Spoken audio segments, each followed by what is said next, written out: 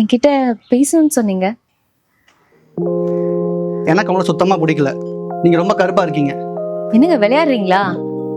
Photo பார்த்துட்டு தானே பொண்ணு பார்க்க வந்தீங்க. இப்போ வந்து திடீர்னு கருப்பா இருக்கேன்னு சொல்றீங்க. ஒரு நிமிஷம் இருங்க. இந்த போட்டோ பாருங்க. இதான் உங்க வீட்டாளுங்க எங்க அம்மா அப்பா காமிச்சு வச்சாங்க. பாருங்க அதுல நீங்க எவ்வளவு வெள்ளையா இருக்கீங்கன்னு பாருங்க. இப்படிதான் வர மாப்பிள்ளைங்க கிட்ட எல்லாம் வேற போட்டோ காமிச்சு ஏமாத்திட்டு இருக்கீங்களா? நல்ல குடும்பம். தேவையில்லாம பேசாதீங்க. அப்படிதாங்க பேசுவேன்.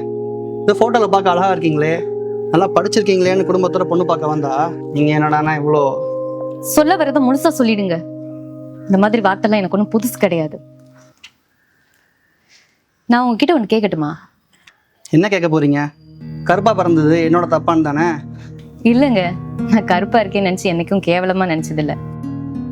நீங்க ஏன் வெள்ளையா இருக்க பொண்ணை கல்யாணம் பண்ணிக்கணும்னு ஆசைப்படுறீங்கன்னு தெரிஞ்சுக்கலாமா? வேற எதுக்கு?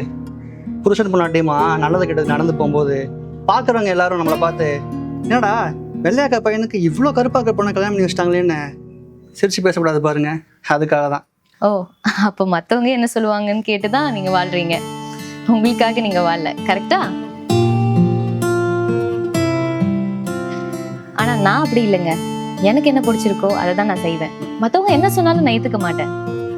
என்னோட வாழ்க்கைக்கு எது முக்கியம் எது முக்கியம் இல்லைன்றது எனக்கு தெரியும். அவங்க யாரு என் வாழ்க்கையை முடிவு பண்றதுக்கு? இது வரைக்கும் ஒரு நாள் கூட நான் கருப்பா இருக்கேன்னு நினைச்சு கவலைப்பட்டதும் இல்லை, வருத்தப்பட்டதும் இல்லை. ஏன் தெரியுமா? நான் மற்றவங்க மனசை மட்டும் தான் பார்த்து பழகுறேன். அவங்களும் என்கிட்ட அப்படித்தான் பழகுறாங்க.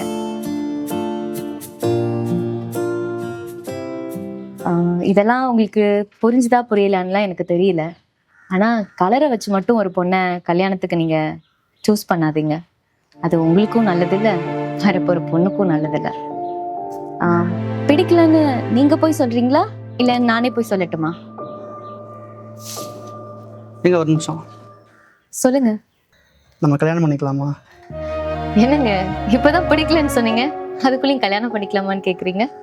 உங்ககிட்ட ஒரு 2 நிமிஷம் பேசினதுக்கு அப்புறம் தான் நான் எவ்வளோ தப்பா இருந்திருக்கேன்னு தெரிஞ்சுக்கிட்டேன்.